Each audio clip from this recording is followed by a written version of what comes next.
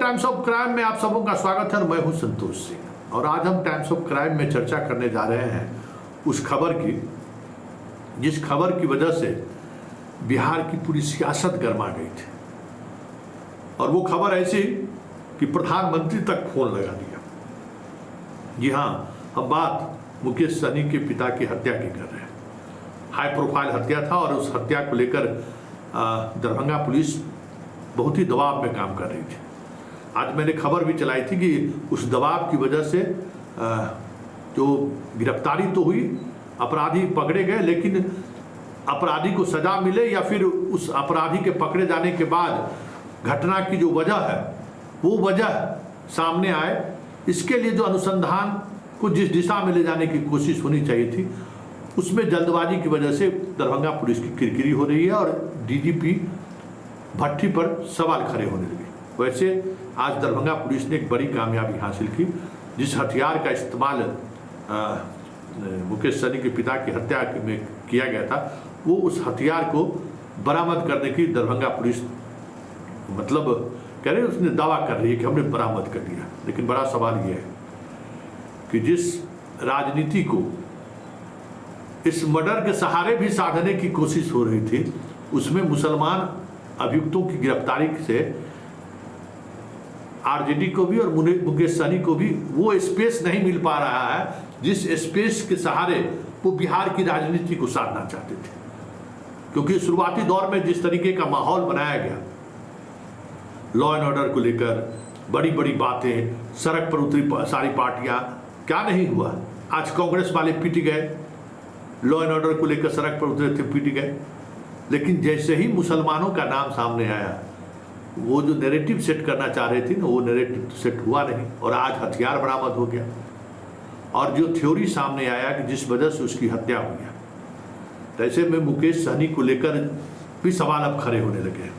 सरकार के शराब नीति पर को लेकर भी अब चर्चाएं होने लगी है कि शराबबंदी होने के बावजूद भी कैसे मुकेश सहनी के पिता शराब सिंडिकेट के साथ जुड़े हुए थे। कहीं ना कहीं हत्या के पीछे जो पैसे का इस्तेमाल है, पैसे की सूदखोरी का जो बात सामने आ रही है, उसके बैकग्राउंड में शराब सिंडिकेट भी है।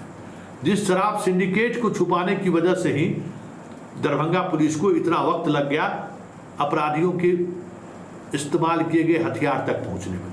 क्योंकि देखिए, भले ही ये मामला पैसे का है, पैसे की वजह से हत्या हुई है, लेकिन पैसे का इस्तेमाल कहाँ हुआ था। वो जो 3 गिलास बरामद हुआ, उस गिलास में अभी तक फॉरेंसिक रिपोर्ट क्यों नहीं सामने मीडिया के सामने लाई जा रही है कि उसमें शराब पिया गया था।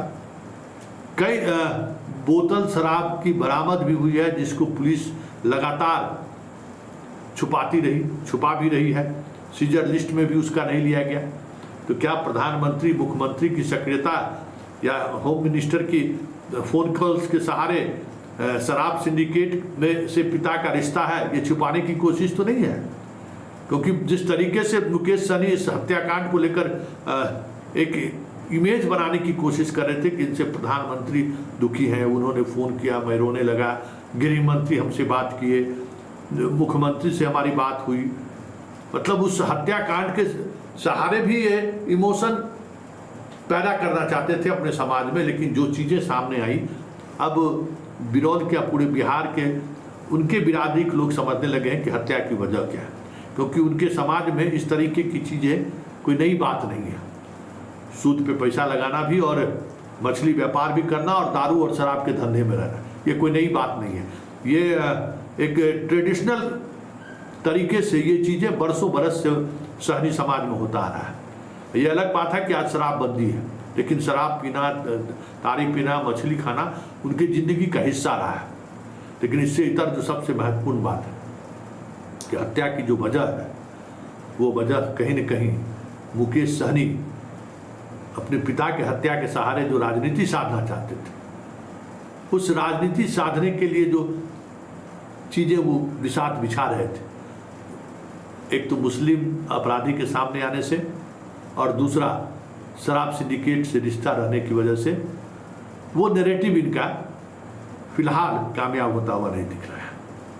जरा सुनिए दरभंगा एसएसपी क्या कर रहे हैं कि किस तरीके से हत्या हुई और हत्या में प्रयुक्त आर्म्स को किस मुस्तैदी के साथ इतने दिनों के बाद ही सही बरामद की गई है। में हम लोग रिमांड लिए थे कल। रिमांड में चारों लोगों को एक ही साथ लिया गया था और पूछताछ के क्रम में काजिम अंसारी से पहले चारों को पूछताछ किया गया। फिर उसमें काजिम अंसारी ने अग्रतर उसने पूछताछ क्रम में एक्सेप्ट किया कि ये जो छुरा है चाकू उन्होंने जो एक दुकान है मोहम्मद मंजूर उनके दुकान पे इन्होंने रात में जाने के क्रम में वहाँ चापाकल है उसमें दो के उसको अंदर डाल दिया था। तो उसी के क्रम में 2 दिन पहले भी सूचना मिला था कि हमारी टीम जो कि रेड किए थे उनका पूछताछ किए थे, बट उन्होंने स्वीकार नहीं किया था उस टाइम। बट कल जब रिमांड लिया गया और आमने सामने पूछताछ किया गया मंजूर और काजिम अंसारी से, तब उन्होंने स्वीकारा कि हाँ चाकू जो चूरा है उसमें वहाँ था। बट उनको जब घटना के बारे में जानकारी हुआ कि काजिम मंजूर को, क्योंकि उनको पहले से ही खुद एक दिन पहले से चूरा जो था वो एक दिन पहले से उनसे ले लिया गया था शाम को, और जब घटना हुआ तो उनको जानकारी हुआ कि काजिम अंसारी के द्वारा बताया गया था कि ये घटना इस चाकू से किया गया। उसी के क्रम में उसने क्या किया, वो हटा दिया उसको वहाँ से।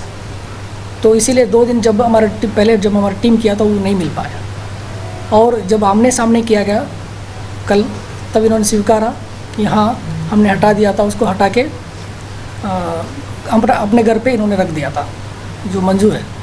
फिर हमारा जो टीम है जाके उसको विधिवत घर से जब्त किया गया। जब्त करके FSL टीम के द्वारा बुला के उसको जांच किया गया कि इसमें प्रथम दृष्टता ब्लड मात्रा पाया गया है, और उसको हम लोग FSL के लिए भेजा जा रहा है।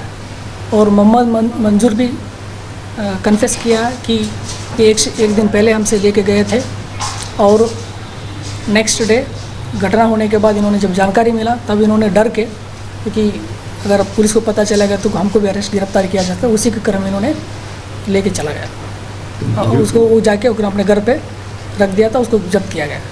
तो क्या मंजूर की भी गिरफ्तारी हुई है पूरे मामले? जी उनको भी गिरफ्तारी हुआ है। अच्छा सर, जो पोस्टमार्टम रिपोर्ट में आएंगे उसमें एक ही चाकू का प्रयोग किया गया था या अलग अलग, कितने कट थे आखिरकार? उसमें टोटल 23 इंजरीज है। 23 इंजरीज है, अलग अलग किया गया है, जो अलग अलग जगह पे है, हाथ पे भी है, बॉडी पे भी है।